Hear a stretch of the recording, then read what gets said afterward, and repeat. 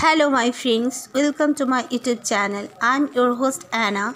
Please subscribe my channel and press the bell icon button. Friends, मेरे story channel में ज़्यादा से ज़्यादा सब्सक्राइब करो, लाइक करो एंड शेयर करो। आज की जो स्टोरी सेंटर है, इनका नाम है महुआ फ्रॉम आसाम। महुआ बताती हैं कि वो अपने घर का एक स्टोरी हमेशा शेयर करना चाहती हैं। जैसे ये हुआ कि वो लोग जब अपना फ्लैट खरीद के वहाँ पर घर खरीद के चले गए तो एक उनका पड़ोस में घर हुआ करता था, जो कि घर बिल्कुल खाली था। वो जाने के बाद उन लोगों ने सुना कि इस घर पर कोई नहीं है और उनके लेफ़्ट साइड में जो घर था उस घर में एक ओल्ड कपल रहते थे और राइट साइड का घर में कोई नहीं रहता था। उनका काफ़ी बड़ा गार्डन हुआ करता था और काफ़ी बड़े बड़े पेड़ थे और उनके घर का बैक साइड में एक बहुत बड़ा इमली का पेड़ था। वो बताती है कि एक बार की बात है, महुआ काफ़ी रात के उनका जो हस्बैंड घर पर नहीं आ रहे थे। उनको काम के सिलसिले में बाहर जाना पड़ा था। तो महुआ क्या करेगी, वो रात को इधर उधर लॉबी में टहल रही थी नीचे, तो और ऊपर में टेरेस हुआ करता था। तो उन्होंने देखा कि टेरेस से जैसे उनको किसी ने झांक कर देखा। उन्होंने ऊपर जब देखा तो लग रहा था कि कोई ब्लैक शैडो है, काला साया, और वो इधर से उधर हो रहा है और चांद की रोशनी से वो देख पा रही थी। लेकिन क्या वजूद इंसान का शैडो दिख रहा था, बट उनका फेस वगैरह वो चीज़ का वो देख नहीं पा रही थी। फिर अचानक से उनको लगा कि उनके ऊपर से बहुत बड़ा सा एक परिंदा गुजरा है।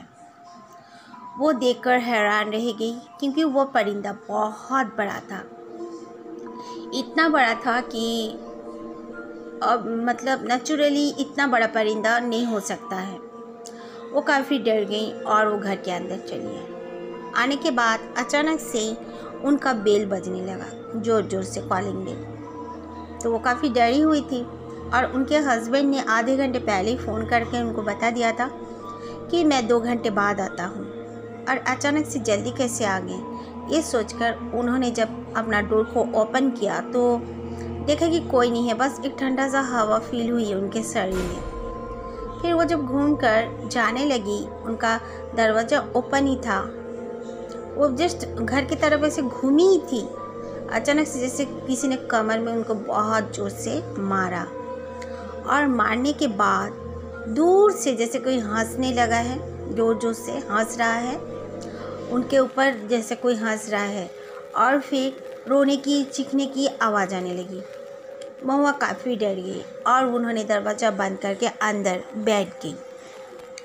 उनकी मॉम बचपन से उन्हें सिखाया करती थी कि कभी भी डर लगे तो अगरबत्ती जलाकर उस कमरे में रख देना जिस कमरे में तुम रहोगी।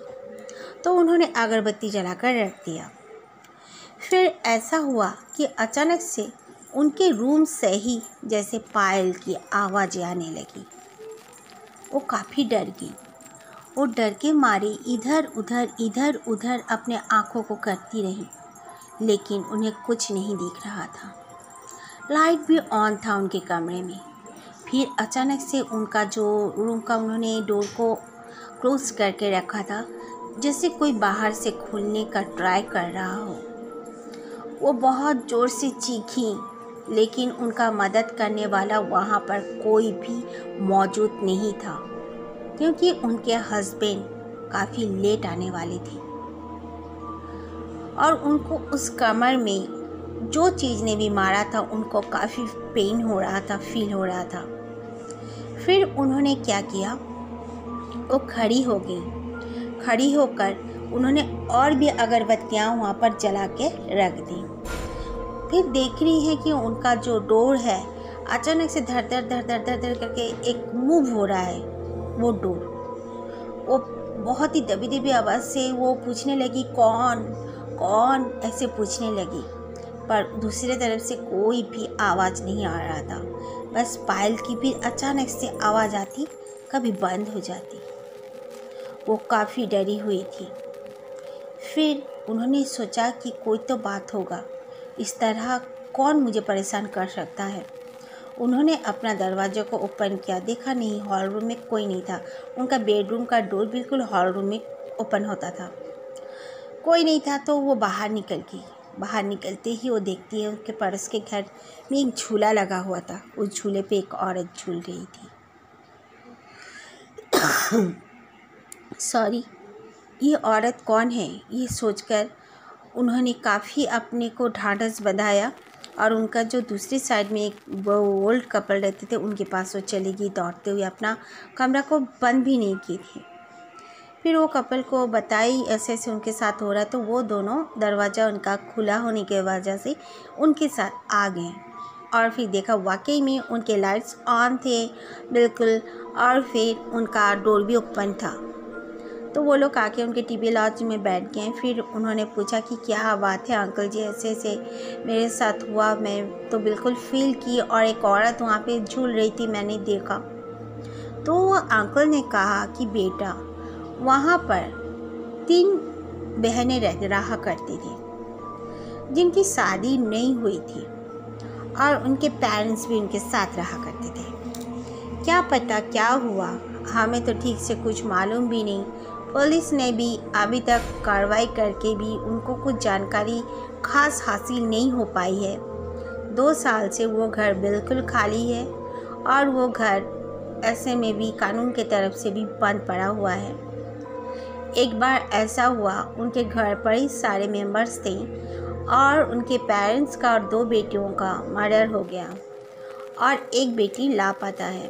तो डाउट करते हैं कि वो बेटी ही इन सबको मार के भाग गई है, लेकिन उस बेटी का भी कोई अता पता नहीं मिला। उसके बाद महुआ ये सब सुनने के बाद काफ़ी डर गई और कहा कि मेरे हस्बैंड जब तक नहीं आते हैं अंकल प्लीज़ आप लोग मेरे पास ठहर जाओ। तो वो लोग रह गए, अंकल लोग उनके पास ही। वो अंकल लोग को रिक्वेस्ट की तो अंकल आंटी उनके पास ही रह गए। फिर उनके हस्बैंड आए तो अंकल आंटी अपने घर की तरफ चले गए। उसके बाद महुआ बताती हैं कि उन्होंने अपने हस्बैंड से सारी बात कही और कही कि मैं इस घर में बिल्कुल नहीं रह सकती। उनके हस्बैंड ने कहा कुछ दिन तो हमें रहना पड़ेगा ऑब्वियसली, क्योंकि इतनी जल्दी मैं कोई दूसरा घर भी अरेंज नहीं कर पाऊँगा। महुआ बताती हैं वो जितना दिन भी उस घर पर रही, वो बस शाम को अगर उनका हस्बैंड नहीं आया करते थे तो वो सीधा अंकल आंटी के पास चली जाया करती थी। यहाँ तक कि वो अपने घर पर खाना भी नहीं पकाती थी और अंकल आंटी के घर पर ही वो कभी खाना बना लेती या आंटी का अपने साथ ले आती, अपने घर पर खाना बना लेती। ऐसे ही वो क्या करती थी। उसके 3 महीने बाद जाकर उनको एक घर मिला और वो लोग वहाँ पर शिफ्ट हो जाने के बाद महुआ के साथ ऐसा कुछ भी इंसिडेंट अब तक नहीं हुआ है। Thank you friends. अगर आप लोगों को मेरी स्टोरी अच्छी लगे तो प्लीज़ ज़्यादा से ज़्यादा लाइक करें और शेयर करें, मेरे चैनल को सब्सक्राइब करें और आप भी ज़रूर अपना स्टोरी, अपने इंसिडेंट मेरे साथ शेयर करें। इंस्टाग्राम में मुझे फॉलो करें।